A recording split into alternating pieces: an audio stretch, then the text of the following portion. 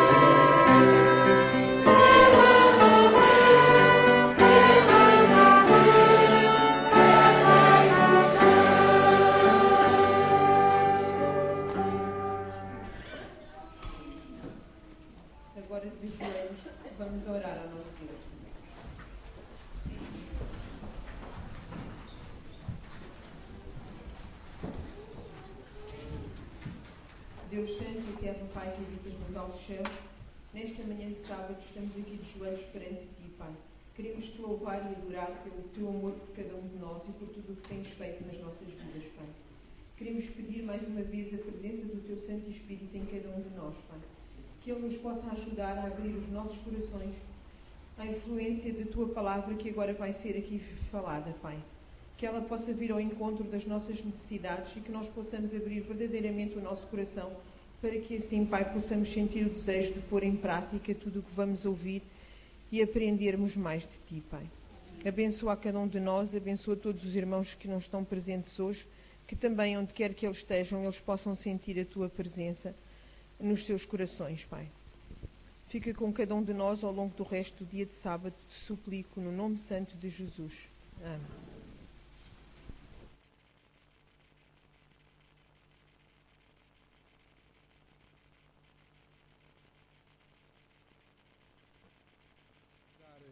Início ao levantamento dos dízimos e das ofertas, a devolução a Deus das bênçãos que Ele nos deu, não esquecendo também, quer esta semana, quer até ao final do ano, a oferta em envelope fechado do louvor e sacrifício. Obrigado.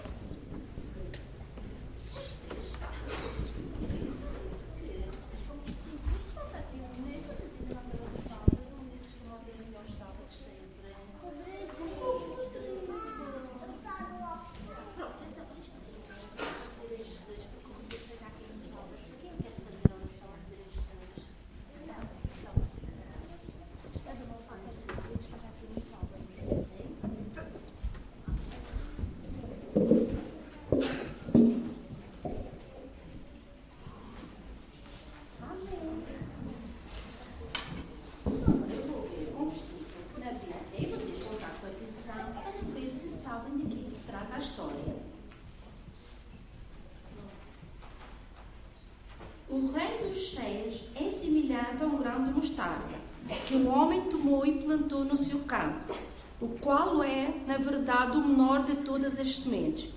E crescida é maior que as hortaliças e se faz árvore, de modo que as aves dos céus vêm aninhar-se nos seus ramos. De que será que se vai tratar a história de hoje? O que tem ali uma coisinha que dizia qualquer coisa? Vocês não se aperceberam de um grão pequenino? O grão de mostarda.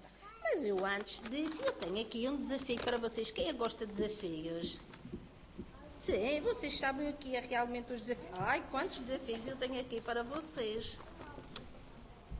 Vamos a ver se eu consigo mostrar isto aqui de longe a vocês. Escolher os maiorzinhos para que vocês consigam ver realmente. Quem consegue ver isto aqui? O que é? Que grãos são estes? Umas coisinhas redondas. Laranja, muito bem. Isto dá uma árvore que é? E mais ou menos grande, não é? Mais ou menos grande. Vamos a ver outras aqui. Esta. Isto também dá um fruto grande. A gente costumamos mais é no verão. Tem muitos...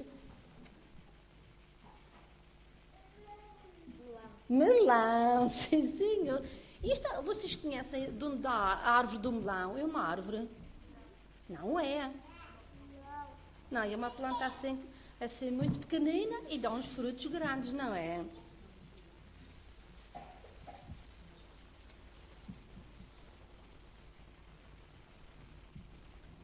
Isto é mais ou menos como um melão. A árvore é mais ou menos o mesmo tamanho.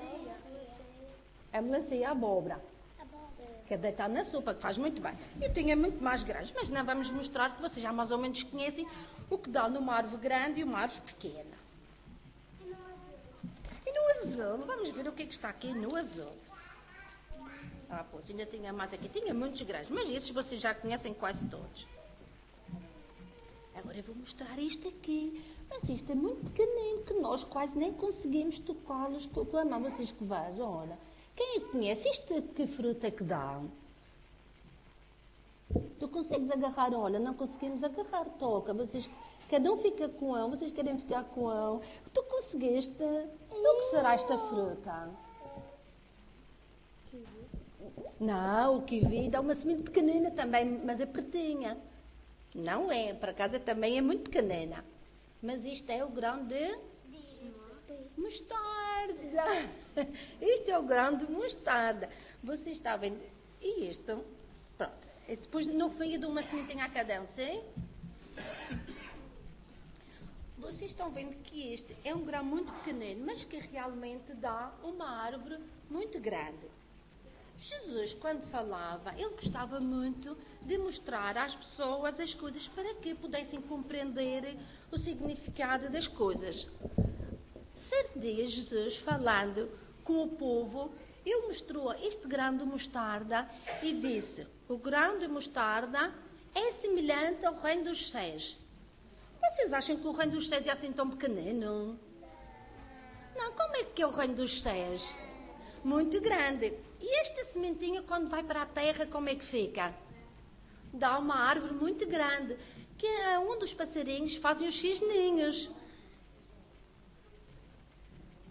Ora, quando Jesus realmente mostra esta semente e diz que o reino dos céus é como o grão de mostarda, ele queria dizer que nós também, quando temos o Espírito de Jesus no nosso coração e nós vamos alimentá-lo, como é que ele vai ficando?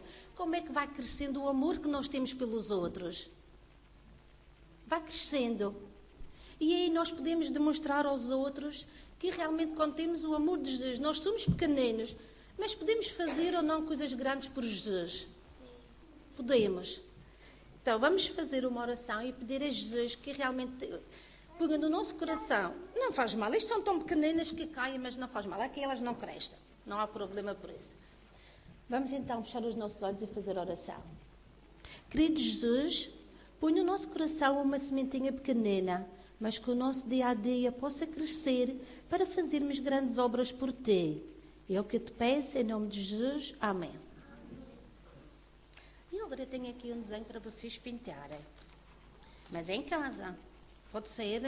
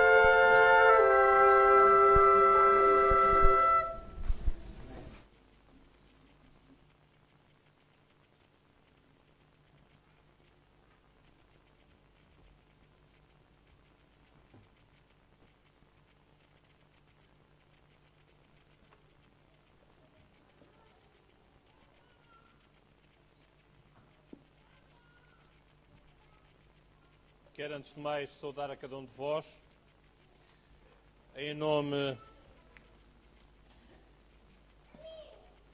de Jesus Cristo. Saudar também a todos aqueles que nos acompanham através da internet.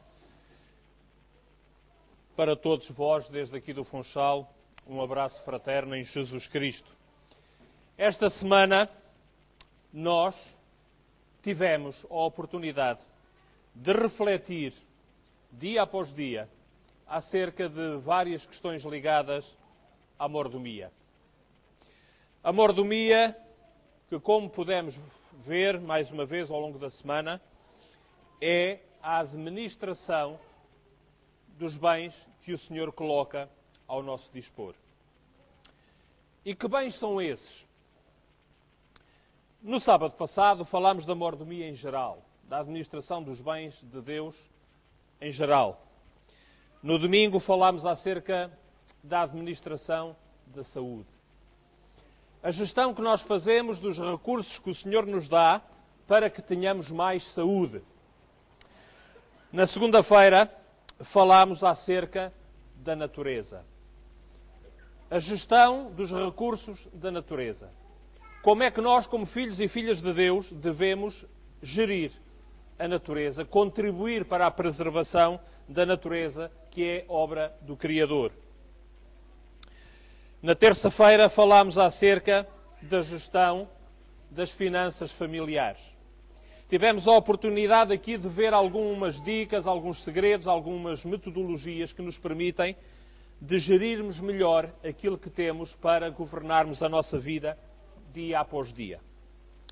Na quarta-feira, falámos acerca do plano de Deus para o seu povo, entre parênteses, para a sua igreja. Através de uma mordomia fiel dos recursos financeiros que o Senhor coloca à nossa disposição para nós administrarmos.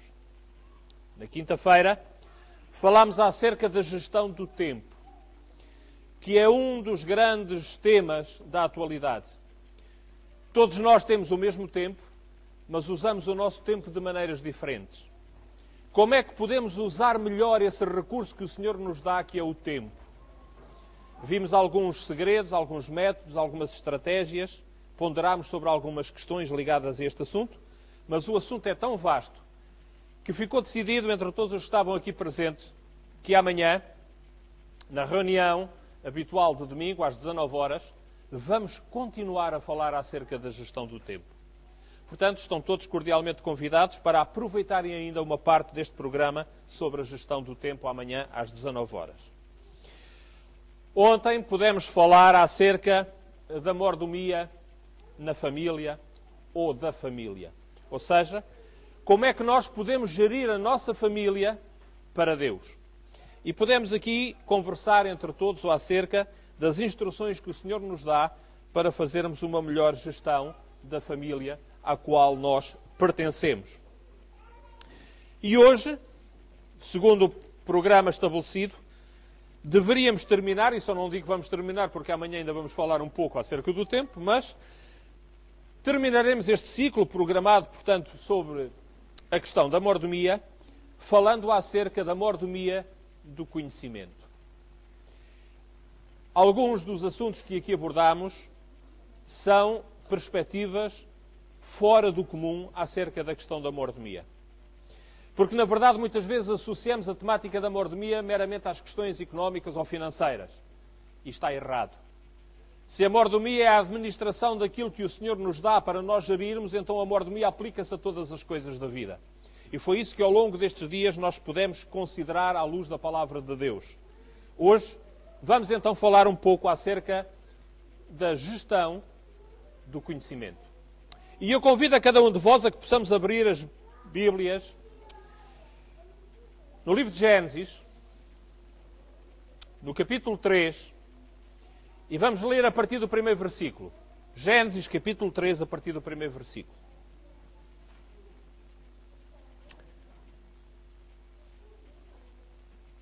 O que é que este texto nos pode dizer acerca da mordomia do conhecimento? Diz-nos assim o relato bíblico.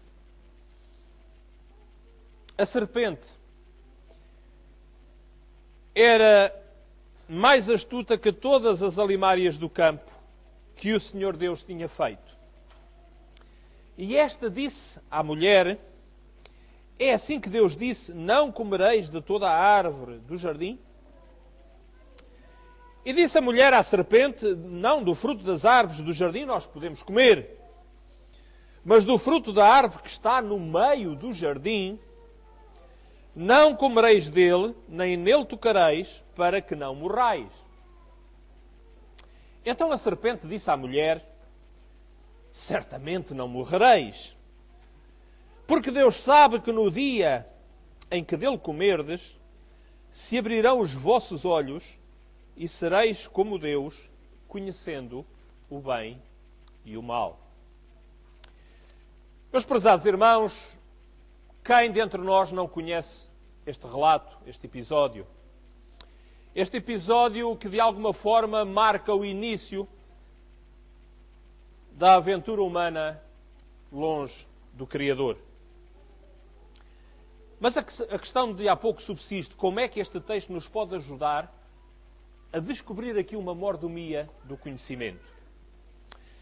Vejamos. O texto fala-nos de dois conhecimentos diferentes.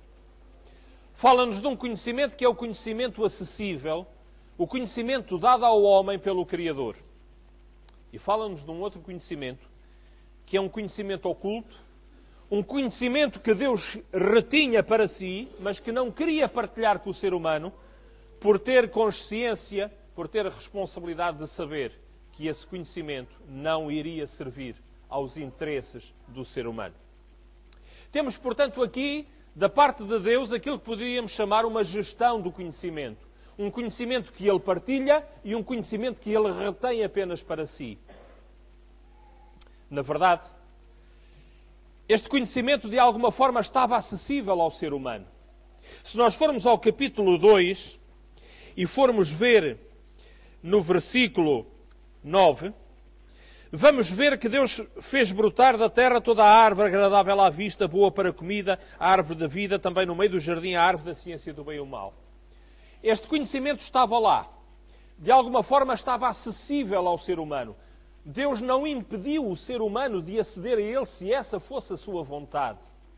No entanto, quando Deus partilha o conhecimento com o ser que ele tinha acabado de formar do pó da terra, Deus vai instruí-lo naquilo que lhe fazia falta.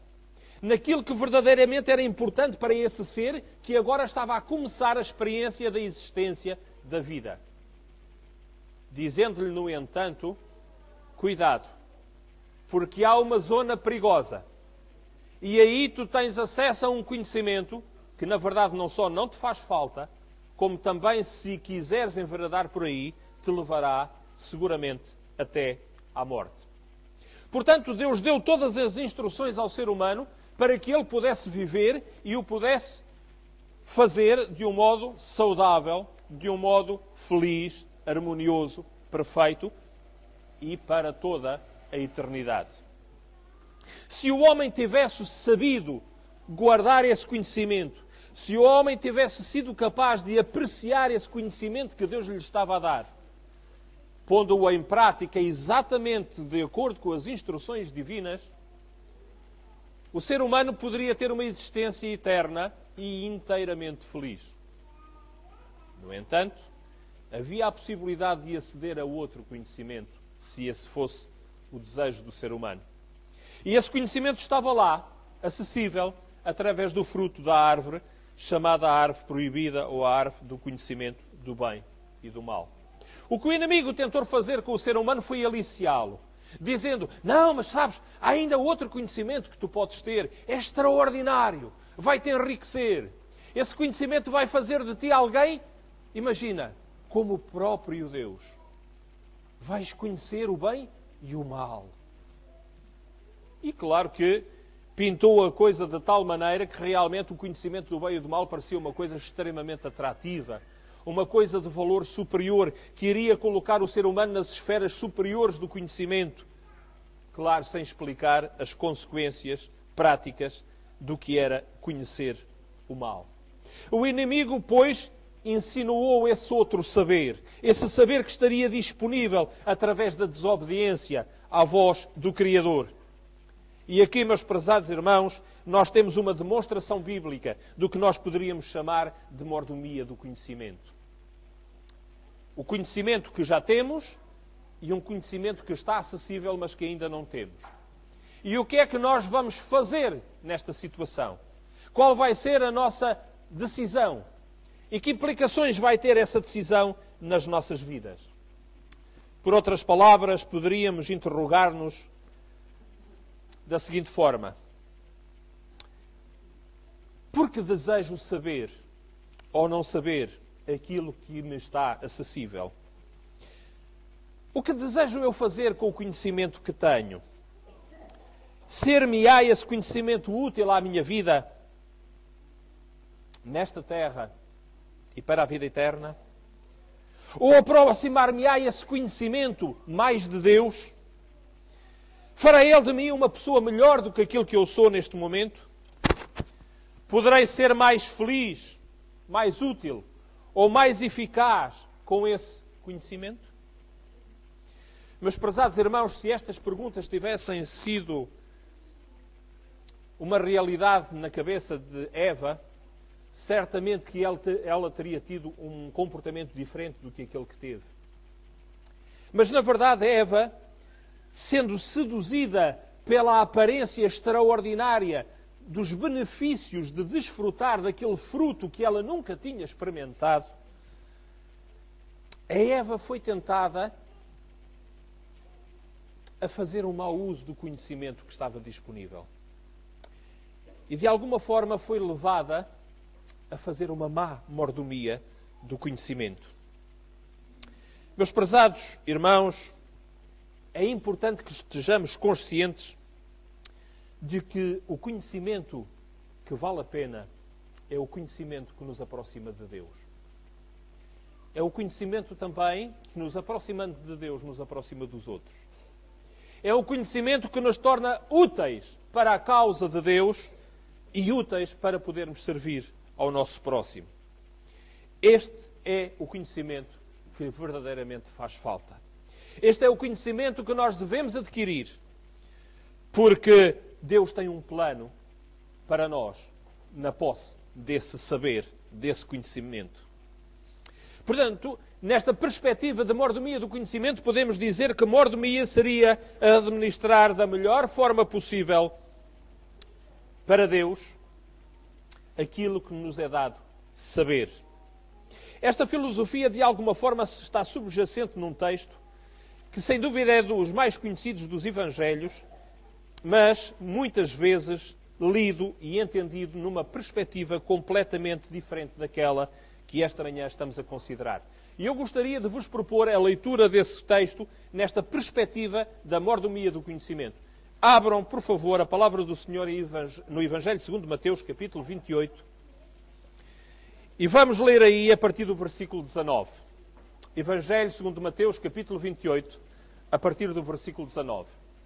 E vamos ver como, através desta perspectiva da mordomia do conhecimento, podemos chegar a uma perspectiva diferente, mas extremamente interessante e útil, a partir daquilo que o Senhor nos diz neste texto. Mateus capítulo 28, a partir do versículo 19,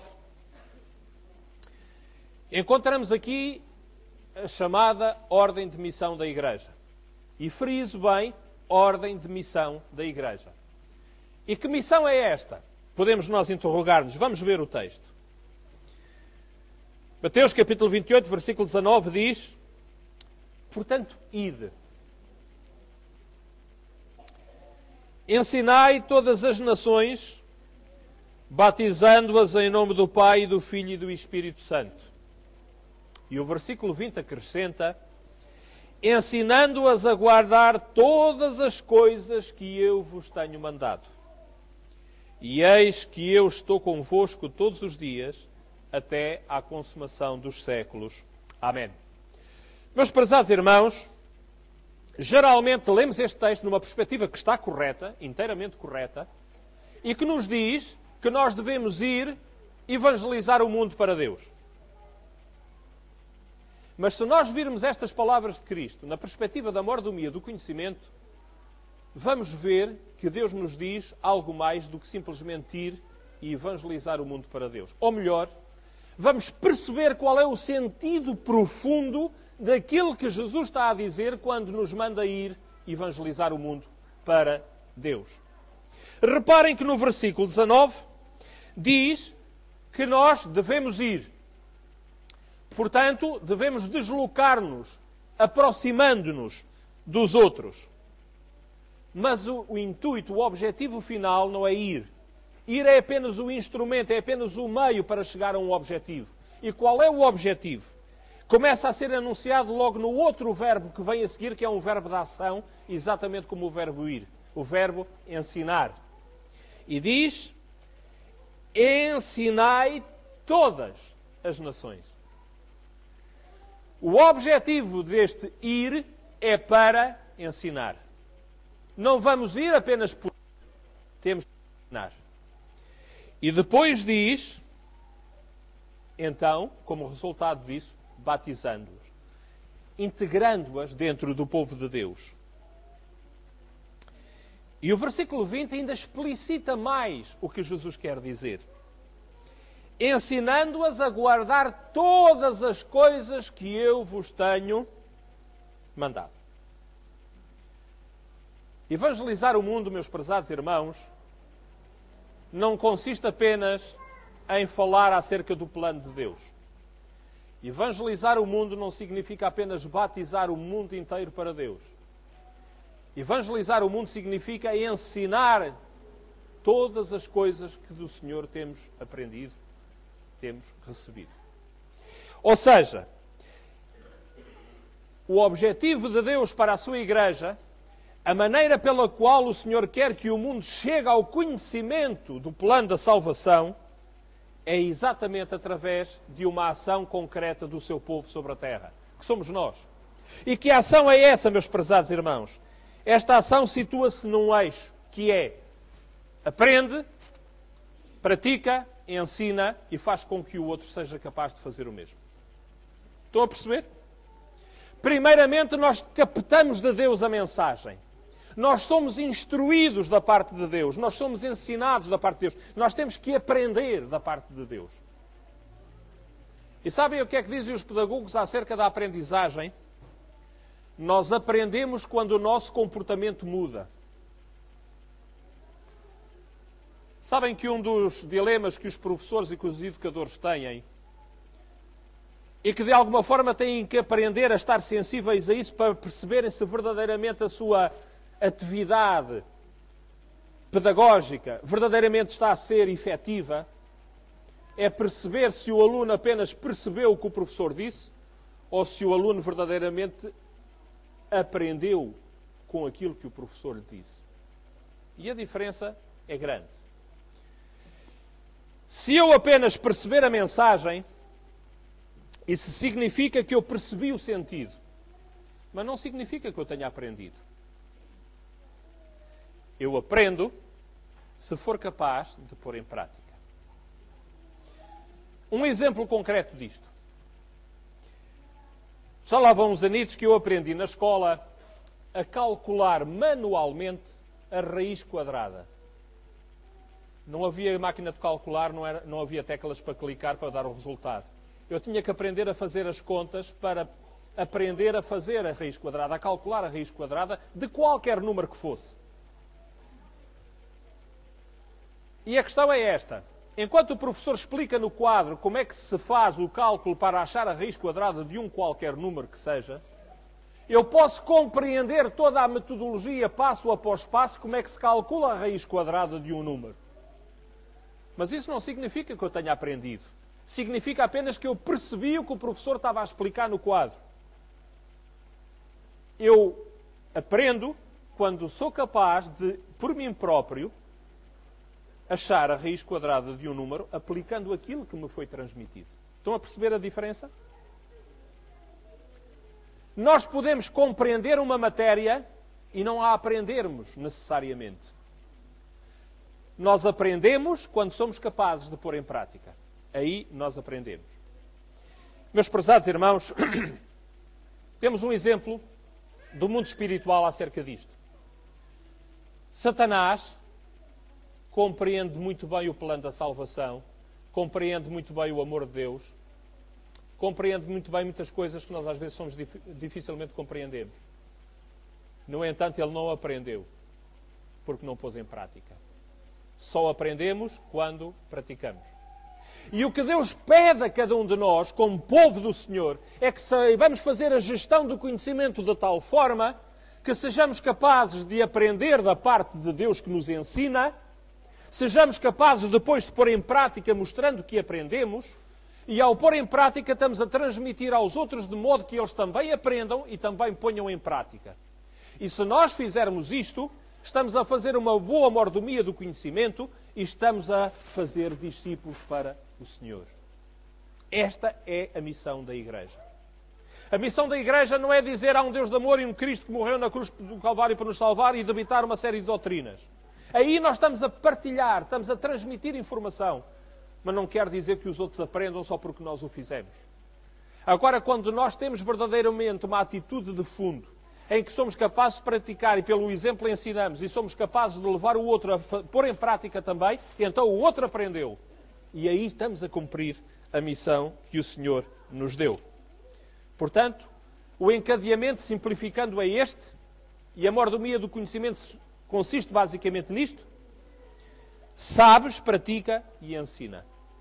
E quando o outro aprendeu, o outro fica a saber, deve praticar e ensinar também, e assim sucessivamente. Meus prezados irmãos, vejamos isto num outro texto das Sagradas Escrituras, que se encontra no livro de Atos dos Apóstolos, no capítulo 28, Atos dos Apóstolos, capítulo 28, versículos 30 e 31. Vamos ver como é que na igreja primitiva isto era posto em prática, era uma realidade da vida dos primeiros discípulos daquele tempo. No livro de Atos, capítulo 28, versículo 30 e 31,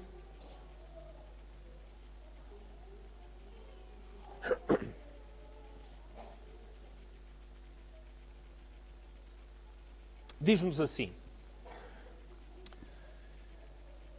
E Paulo ficou 2 anos inteiros na sua própria habitação, que alugara, e recebia todos quantos vinham vê-lo. Este texto fala-nos do final da vida de Paulo. Paulo foi um grande missionário, um grande mestre do ensino do cristianismo. Às vezes dizemos um grande pregador. Bom, mas ser pregador não significa necessariamente ser um grande ensinador da espiritualidade. Porque o pregador transmite informação, debita informação. E já vimos esta manhã que ensinar é mais do que isso. Ensinar, de alguma forma, é fazer com que aquilo que chega a nós se torne prático, se torne uma realidade do nosso ser ou da nossa vida. Mas Paulo, portanto, na sua casa, prisioneiro, em Roma, nos últimos momentos, nos últimos tempos da sua vida, ele recebe as pessoas que vão visitá-lo. Ele não pode sair de casa, está preso na sua própria casa, mas pode receber quem o quiser visitar com toda a liberdade. E agora reparem o que diz o versículo 31 acerca de Paulo. Paulo prega o reino de Deus. A pregação faz parte do ensino, mas não é todo o ensino. Agora reparem, ele prega o reino de Deus e depois diz, ensinando com toda a liberdade as coisas pertencentes ao Senhor Jesus Cristo, sem impedimento algum. Ele não podia sair de casa, mas na casa dele, ele podia pregar e ensinar à vontade. E foi o que ele fez. Portanto, vemos aqui que Paulo não apenas debita a matéria espiritual que tem para debitar, ele faz muito mais que isso. Ele ensina. E é graças, em grande parte, a esta prática de Paulo, em que ensina, ou seja, em que faz com que os outros apreendam qualquer coisa que passam a praticar, a viver nas suas vidas, que a Igreja cresce. E que a Igreja se torna capaz de conquistar o mundo inteiro naquele tempo. Num tempo em que não havia meios de transporte rápidos como temos hoje em dia. em que não havia meios de comunicação rápidos como temos hoje em dia. Mas o mundo daquele tempo é conquistado porque a Igreja faz uma boa mordomia do conhecimento. Porque a Igreja aprende, pratica e ensina, transmitindo de forma eficaz esse conhecimento aos outros. Vejamos ainda a primeira carta aos Coríntios, no capítulo 11 e no versículo 23.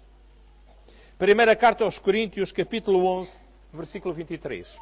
E aqui estamos naquilo que é o contexto da Santa Ceia. E este é mais um texto que nós vemos numa determinada perspectiva. Mas eu gostaria que hoje o víssemos na perspectiva da mordomia do conhecimento. Primeira carta aos Coríntios, capítulo 11, versículo 23, diz assim: Eu recebi do Senhor o que também vos, o que é que diz? Ensinei. Reparem que Paulo podia ter dito: eu recebi do Senhor aquilo que também vos transmiti. Mas Paulo sabia que transmitir não era o suficiente. Paulo sabia que era preciso ir mais fundo do que meramente transmitir. E então ele diz: o que também vos ensinei. E isto é importante porquê? Porque significa que eles assimilaram e puseram em prática nas suas vidas. A Igreja primitiva praticava a Santa Ceia não porque tinha recebido a informação, mas porque tinha aprendido acerca da importância do participar na Santa Ceia. Já o sábio Salomão dizia no livro de Provérbios, convido-vos rapidamente a verem esse texto, capítulo 3,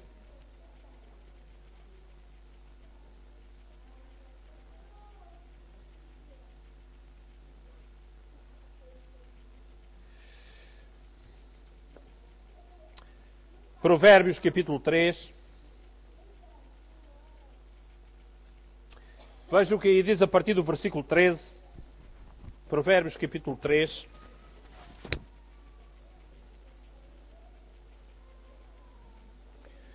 Bem-aventurado o homem que acha a sabedoria. Podíamos pôr aqui que acha o bom conhecimento. O homem que adquire o conhecimento. Porque melhor é a sua mercadoria do que a mercadoria de prata e a sua renda do que o ouro mais fino. Mais preciosa é do que os rubins, e tudo o que pode desejar não se pode comparar a ela. Aumento de dias há na sua mão direita, na sua esquerda riquezas e honra. Os seus caminhos são caminhos de delícias, e todas as suas veredas paz. É a árvore da vida para os que a seguram, e bem-aventurados são todos os que a retêm. Como é que é possível, se o conhecimento fosse apenas saber coisas, ter a cabeça cheia de informação? Não seria possível isto. Mas se o conhecimento for prático, se der frutos na nossa vida, se nos fizer de nós pessoas melhores, pessoas que são capazes de viver mais perto da vontade de Deus, pessoas que são capazes de viver de acordo com os parâmetros divinos, obedecendo à voz do Senhor, então as palavras do sábio Salomão ganham todo o sentido. E no capítulo 4, no versículo 7 deste mesmo livro de Provérbios, Salomão diz que isto é o mais importante que nós devemos fazer. Reparem o que ele diz, versículo 7 do capítulo 4. A sabedoria é a coisa principal.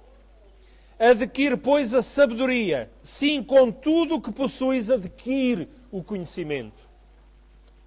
Tudo o resto pode ser importante. Mas o mais importante, acima de tudo, é verdadeiramente aprendermos de Deus e pormos em prática nas nossas vidas. Vou finalizar esta mensagem com um texto que se encontra na segunda carta de Pedro, no capítulo 3 e no versículo 18. Segunda carta de Pedro, capítulo 3, versículo 18. Paulo tinha praticado e ensinado a igreja. Pedro, que viveu com Cristo, aprendeu e ensinou a igreja. E no final desta segunda carta, vejam quais são as palavras finais de Pedro. Antes, crescei na graça e conhecimento do nosso Senhor e Salvador Jesus Cristo. A Ele seja dada a glória, assim agora como no dia da eternidade. Amém.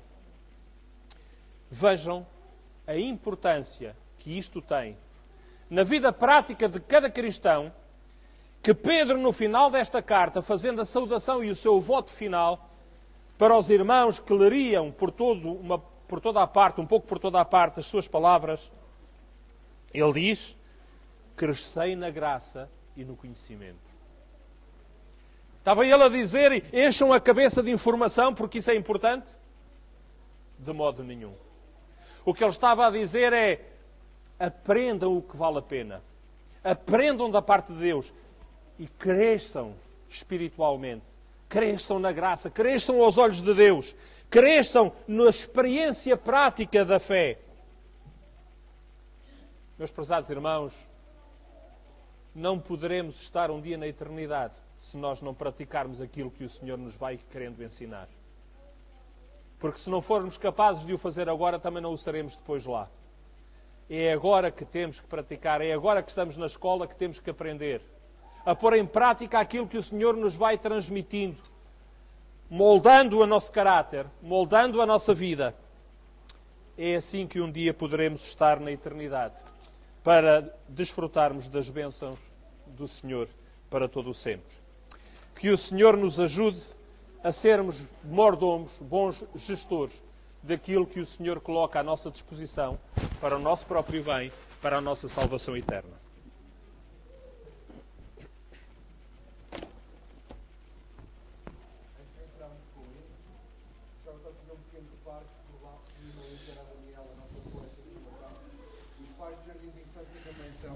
Para estar na reunião da semana que vem. Então eu gostaria de relembrar este anúncio, que é para a semana, a nova direção da Escola Sabatina Infantil pede uma reunião às 18 horas, no próximo sábado às 18 horas, para os pais do Jardim de Infância, primários, juvenis e adolescentes. Vamos então agora finalizar o sermão desta manhã com as estrofes do hino 307. 307.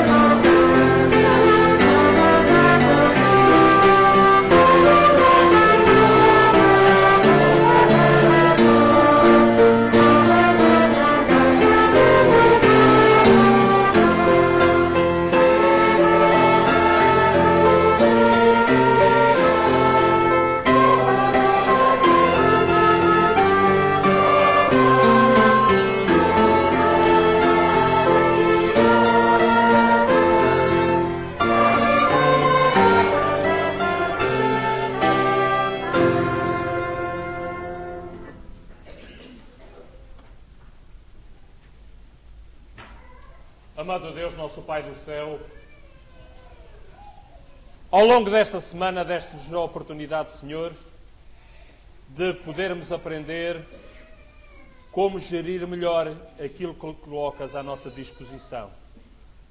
Seja as nossas faculdades físicas, seja os bens materiais ou a informação que está disponível, para que nós, através de tudo isto, possamos crescer na nossa experiência cristã, para que através de tudo isto possamos viver de uma forma cada vez mais de acordo com a Tua santa e divina vontade, para que também através de tudo isto possamos partilhar o conhecimento que recebemos de Ti com aqueles que nos rodeiam, ajudando-os também eles a crescerem, a experimentarem, também eles a prepararem-se para o Teu reino.